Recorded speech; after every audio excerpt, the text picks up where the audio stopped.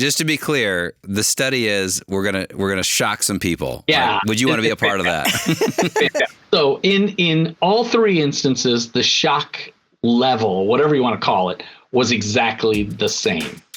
In the case where they thought the person was doing it on purpose for no good reason, it hurt a lot, and it registered on all the devices as hurting a lot. Mm-hmm. In the case where they thought it was done on accident,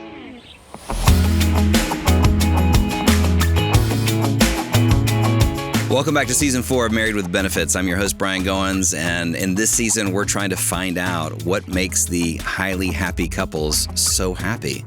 They experience the same hurts, they experience the same hang-ups, they experience the same offenses and snide remarks and sarcastic jabs that we all kind of throw at each other, but they just do something different with them than the rest of us. Secret one, it's really the secret that is the underpinning. It's the foundation for all the other secrets that we're going to discover this season. So let's dive in.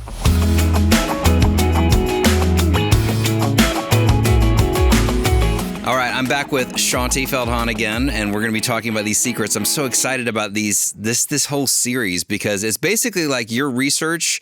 You found that the JV marriages, the ones that were kind of struggling or they're not quite there. You have the varsity, they're doing pretty good. They're happy. That's where most of us probably reside at some point in time in our marriage. But then you found this highly happy, the pros, the top percentage of couples that are doing something right where they would both say, we are highly happy together, which is what I think we want. I want to be highly happy.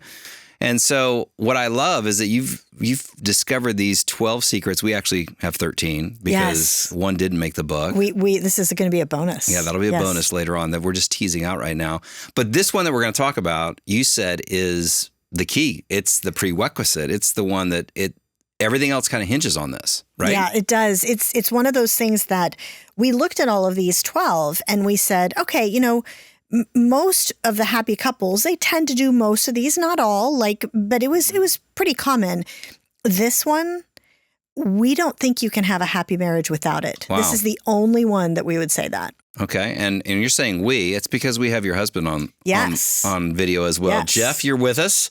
Good to see you again. I'm with you. Great to be here. Yeah. So excited to have you here with us on this episode. You won't be on all of them, but I'll get Jen on some of them as well, my wife. Exactly. And so that's the reason why I think we're both highly happy in our marriages is that 100% it's our spouses. We feel like we've hit the jackpot. We'll come back to that later on. So when you think about this, how would you define this secret and how would you explain it? So basically, what we discovered is that the happiest couples choose to believe the best of their spouse's intentions towards them, even when they're legitimately hurt. Right? Like everybody gets hurt. Yeah. The issue is what we choose to believe about it, because our natural human tendency, if Jeff does something that hurts my feelings, not that, you do anything, honey, to hurt my feelings, but everybody looks good from a distance on Zoom right now, but it's like we know that at home. We know that all of us hurt each other's feelings. And here's the natural thing that we all do naturally. We say and think to ourselves, like, if he hurts my feelings, it's kind of this, ow. And there's this subconscious feeling like, he knew how that would make me feel and he said it anyway, right? And what I'm believing, if you translate that, is he doesn't care about me, right? Like that's what that translates to. Or, a guy version of that might be like, ow, like nothing I do is ever good enough for her, right? And you're believing she doesn't appreciate me, she doesn't care about me. What we found with the happiest couples is they had the same ow, they had that same reaction. And then they went, no, I know he loves me. I know she appreciates me. So they must not have known how that would make me feel, or they wouldn't have said it. And they switch it, not to believing the best of what the person did, because it was a legitimate hurt, but to believe the best of their intentions towards them. And is this just thinking wishfully? Like, They probably did, or do they actually believe that? So what we found is that this isn't just wishful thinking, because in the vast, vast majority of marriages, this is one of the most encouraging parts of this whole research project.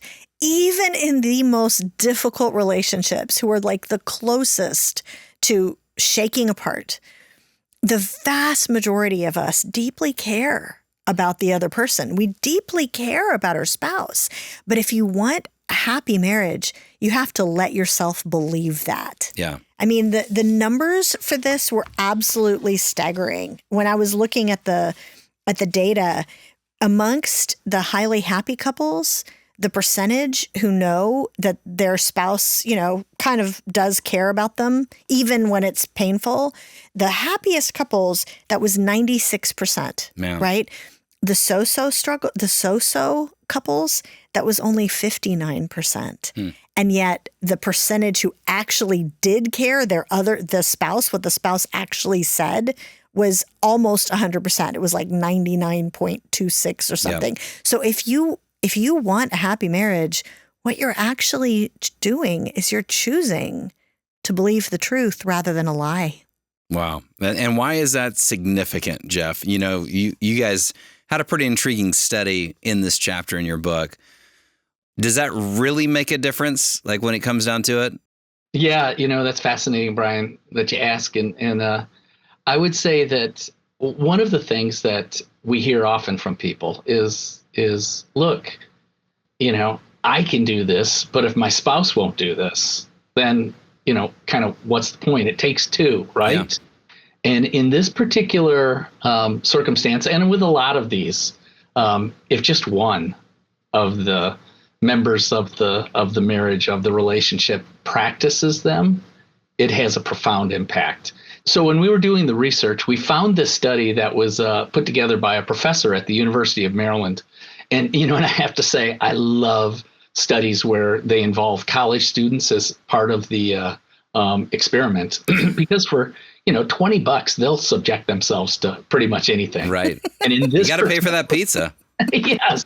In this particular study, they would have a subject, a student, who was seated in a chair, and then this student was hooked up to all of these different biometric measuring devices.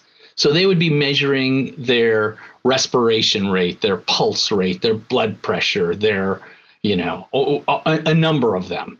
And that wasn't all. They were also hooked up to this cable that was then run across the room, and it disappeared behind a partition. On the other side of the partition was a little device with a red button on it.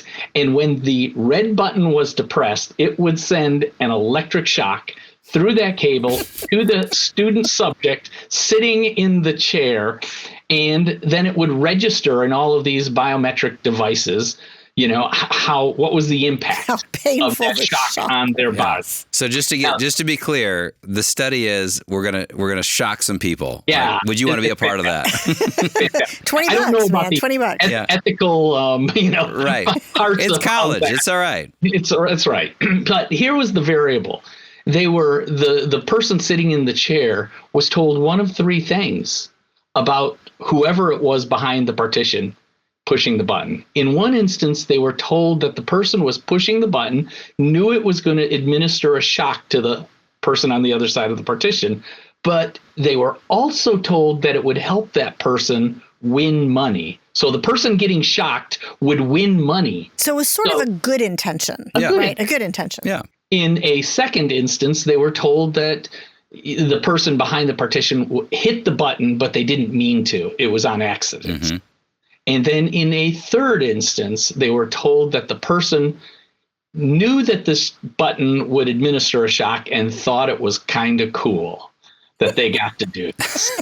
So more the masochistic type person. Yes, there we go. Absolutely. Okay. So in all three instances, the shock level, whatever you want to call it, was exactly the same. In the case where they thought the person was doing it on purpose for no good reason, it hurt a lot, and it registered on all the devices as hurting a lot. Mm-hmm. In the case where they thought it was done on accident, it actually hurt less. and it registered less. And in the case where they thought the person was doing it for a benefit for them, it hurt significantly less than the other two. And that is, the shock was exactly the same. The only thing that was different was the perception that the person had about the person administering the shock. So what Shaunti has been saying earlier is what I believe about her intentions, my spouse's intentions, matters on what I feel as a result.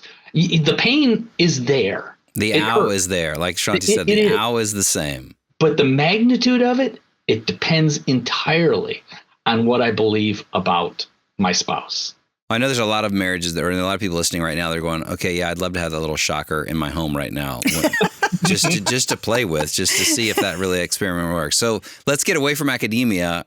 How does that show up in your marriage? What does that look like, especially for you two? Did you see where that happened with you two? Oh, yes, multiple times. Well, I mean, just from the most obvious, once I started to see this in the data, it was like, oh, wow. Like I do have to just go, ow, but no, I know he cares about me. I know that if he knew how that would make me feel, he would not have said it that way. And that's a choice, right? Like that is just a choice. And again, we are talking about the vast majority of relationships where that's not wishful thinking, right? Like the number, I think, like I said on the survey, it was something like 99.26% of couples, they deeply care about each other. Now, unfortunately, that means there is their 0.75, 0.75, 0.74, whatever it is, that they're not sure that they care right now. Maybe things have gotten so bad, they're mentally done, whatever it is. But the vast majority, this is the case. Yeah. And so what it looks like would be what drives you crazy about your spouse? What hurts your feelings? I mean, in our marriage, can I raise something, Jeff, about our Yes, please household? do. Oh, I'm sorry, Jeff. I'm speaking for you. Sure. I think so. Like, I unfortunately have given Jeff plenty of opportunity to practice this because one of the things that is a constant issue for us is that we're actually the reverse of some husbands and wives. You know, you hear a lot of wives are like, if he would just pick up his clothes, if he would just do the dishes, if he would just, well, in our household, it's the other way around, where Jeff is the neat one and I am more the messy one. Yeah. And so poor Jeff is like, she is doing this to drive me nuts. Yeah. Like, why can't she just put the mail away rather than piling it up on the kitchen counter or whatever? Right. And I heard, I mean, we were talking about this before in a little bit in our pre-production, and Bruce, he's similar. He's our producer, and he's similar with this where he's so more glad. I know you felt like this. I bet Bruce's wife really understands me then. We can get together, we can talk. I wanted to have a support group with Bruce's wife. And Bruce, myself. you had an interesting way that you handled that little disagreement in your home. Are you out there? Yeah. We have I can totally relate to Jeff, very much so. And we actually had a little counseling last year, and the counselor was telling me to view whenever she leaves a wrapper on the counter, or, you know, those little tabs that you have to pull out of almond milk. Yeah. Like, she just doesn't think to throw those away. And I view it as, wow, you know this is important to me. You can't even love me that much. Like, it's such a little thing, so wow, you must not care about me at all. Well, he was telling me, view it as an opportunity to serve her. So now, when she leaves something out, I just make sure to let her know, another opportunity to serve, as I throw it out. Something tells me that's not exactly what the counselor meant by that. But I'm the guy on the other end of that, where it's like, if I leave something out or if Jen leaves something out, I'm like, it's not that big of a deal. Like, I can just throw that away. Exactly. You know, it's no big deal. But it can become a big deal. And there's couples that are sitting there going, well, that's the point of being in love, is that they should know what I'm like and just act differently than they normally act. Yep. And the key, obviously, is to go, okay, the issue is, what are you believing about what they're doing? What do you believe? Because it's hurting you. Right. And it's legitimate for Jen or for Jeff or for Bruce. It's legitimate to like want to be able to expect that I don't have to do all this stuff. That's totally legit. And yet, what are you believing about the intentions of the other person? Right. As opposed to, they just don't care. Maybe it's, you know what? Shaunti just doesn't see it. Yeah. Like it just doesn't, like you, it doesn't bother me as much. I just don't see it. Not that that's an excuse, but. Right, I know. You know, it's interesting. Jeff actually, there was actually a choice that he made about how to view that. Yeah. Jeff, tell us. No, that's exactly right, Shaunti. So it did many of our disagreements and emotional conflicts oftentimes centered around this pretty much very issue. Just about messiness and level of messiness. It's crazy. And, you know, there was I don't know how it happened or when it exactly happened, but on a particular day, I'd come home from meeting with a client, and the kids were little bitty at the time. And, you know, I walk in and there's Legos strewn everywhere, all over the floor. And the devil's play toys. That's what Legos are. Yeah. Sorry, Jeff. I'm flashing back right now to middle of the night walking on Legos, and I felt like the kids sharpened them intentionally. Right. So sorry. Go ahead. I was triggered. I was triggered. Yeah, I get it. So in addition to the Legos, there was as Shaunti said, mail piled up on the island. Maybe there were dishes in the sink, and I just remember deep sigh and level of frustration. And the thought hit me that I used to have a entirely neat, put together apartment with everything in its place. And I was alone. And those Legos strewn across the floor are now evidence that I have two little kids in my life who are pretty amazing. And that mail piled up or the dishes in the sink is evidence of Shaunti. And she's pretty amazing. And she thinks I'm okay. And all of those things I began to see as not opportunities for frustration, but opportunities to remind myself of the good things that I have in my life. Now, I don't do that perfectly. It's not something that, you know, is instantaneous every time I feel a level of frustration. But I was, you know, my very favorite verse in all of Scripture is Psalm 103:2, which, if you know it, it says, "Praise the Lord, O my soul, and forget not all his benefits." And that is such comfort to me, and such a word of how we are to engage with our environment, with our God, with the people that are in our lives. It's so easy to focus on those things that are not ideal for us. But rather, if we can remind ourselves of all the benefits, all the things that Shaunti does every day, day in and day out with the kids, for me, all of those things. And instead of the pile of mail, whatever. Yeah. I mean, that was the secret, at least for me, and what we found for these happy couples. Yeah. And did you notice, I mean, again, it's like I feel like I could hear people in the audience right now going, yeah, but you don't know my husband. You don't know my wife. You don't know how they've done this over and over and over. Why can't they just change?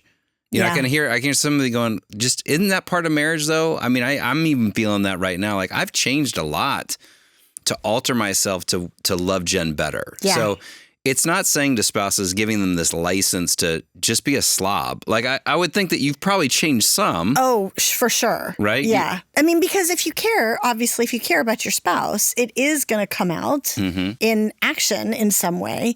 The issue, unfortunately, is that for the person who is feeling the ow, you know, for the person who, and remember, it's a legitimate concern, whatever the issue is. For the person who's feeling that sort of sense of pain or whatever, is you have to go to that place of, I hate to hear this, but I cannot change them. I cannot change my spouse. Jeff cannot turn me into a naturally neat and tidy person. I wish he could. Seriously. So does he. I'm sure he does. But by giving Shaunti the silent treatment, that has not worked. Yeah. In all these years. What is the fact that I had to realize that she wasn't trying to drive me crazy. Yeah. She wasn't being particularly difficult or obstinate. It was just when it came to these things, it was background noise. She just didn't notice it. Yeah. Well, and it makes me think of that great passage that Peter talks about in 1 Peter 3:9, where he says, "Do not repay evil with evil or insult for insult. On the contrary, repay evil with blessing. Because to this you were called so that you may actually inherit a blessing." Paul says the same thing in Romans, where he says, "Don't return evil." Like there's this principle where we're going, well, you can do it your way.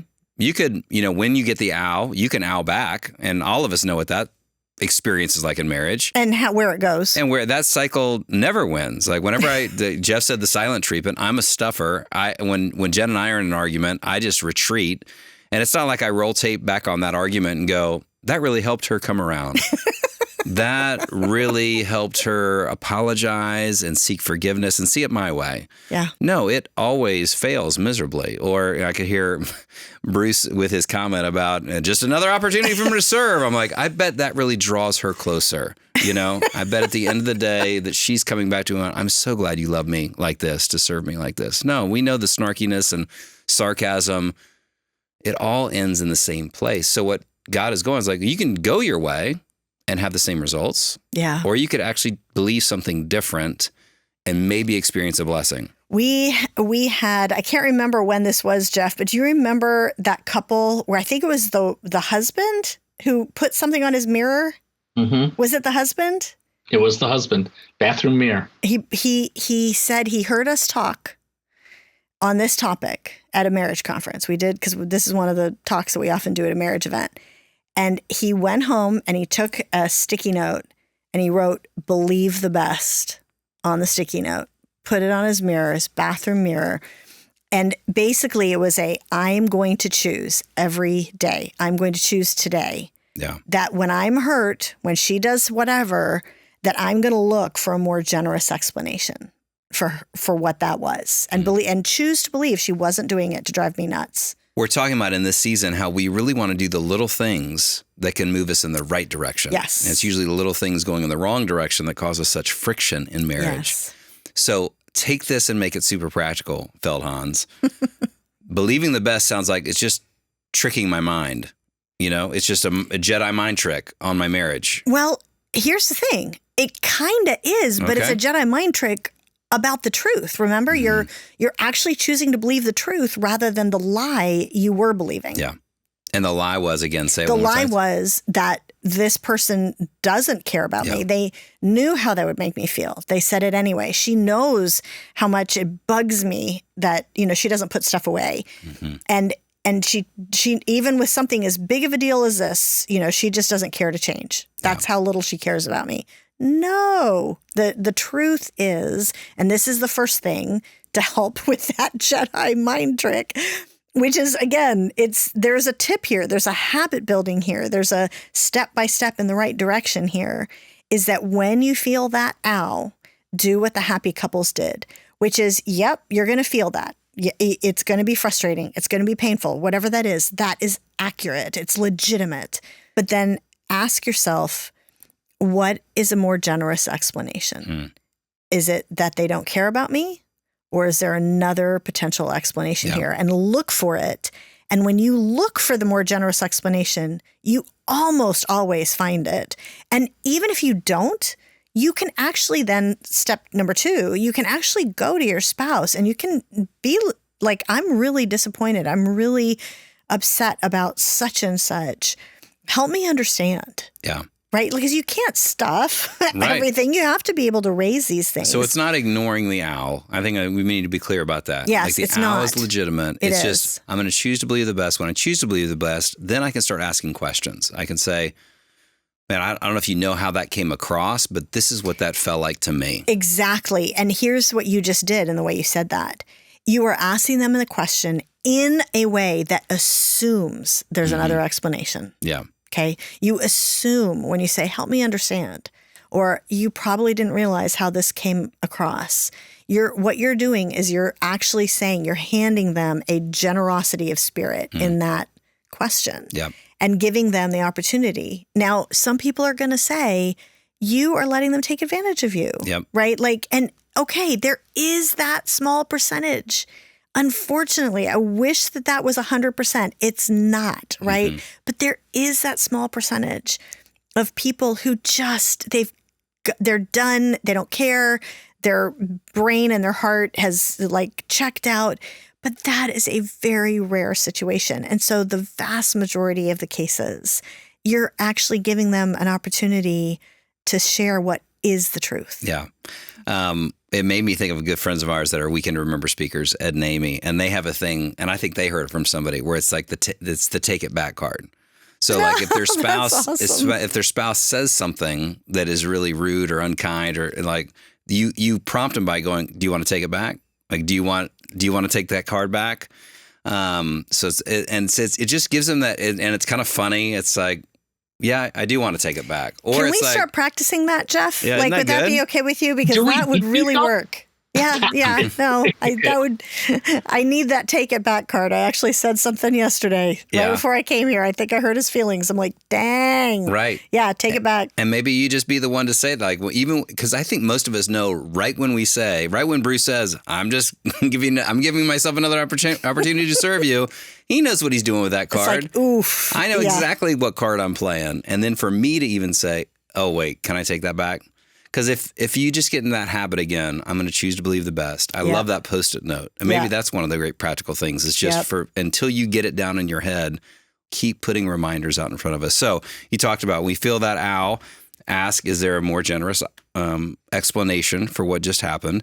If it hurt, assume it wasn't because of the worst, right? Right. And you can now ask them. Right. Like that's actually step 2 is actually pretty important. If there is something that needs to be addressed, that's when you go, well, you may not have realized how this came across, but, or help me understand such and such. What are you going through to have you treat me like that? Right? Like what's going on in your mind right now? That could be it too, right? Like that really could be. And then the third thing that I think is actually important is overall recognize in how as you're learning this, especially as you're choosing to try to believe the best, even when you're hurt, recognize that how you are treating your husband or your wife in that, try to be kind. Yeah. Jeff was reminding us of this quote that's attributed to Plato or Aristotle or a Scottish philosopher named Ian McLaren. Like it's attributed to a lot of people. But I saw it on the back of a T-shirt. Abraham Lincoln, I'm sure. Yeah, I'm sure. Yeah. I saw it on the back of a T-shirt a number of years ago, and it says, be kind, for everyone you meet is fighting a great battle. And the reality is you would want your spouse to believe the best of you. Yeah. When you're in that, when you're like, oops, take it back. I didn't mean to hurt your feelings. You would want them to believe the best of how you feel about them. Yep. Well, give them the same grace. Yeah. So good. Well, this has been great. It really does remind me of that verse in 1 Peter 3:9. Do not repay evil for evil or insult for insult. On the contrary, repay evil with blessing. Because to this you are called so that you may inherit a blessing. I think God I know he wants our marriages to experience blessing. Yeah. But it requires a different cycle. We can either keep doing the evil for evil, insult for insult. We already know how that's going to play out. So try something different. And that's what this secret's all about. It's believe the best. And once we do that, it's amazing how much easier some of these other secrets become. Yes, absolutely. So I'm excited about exploring those. Jeff, we hope you join us for another one. Will you do that? I'd love to. All right. Thanks so much.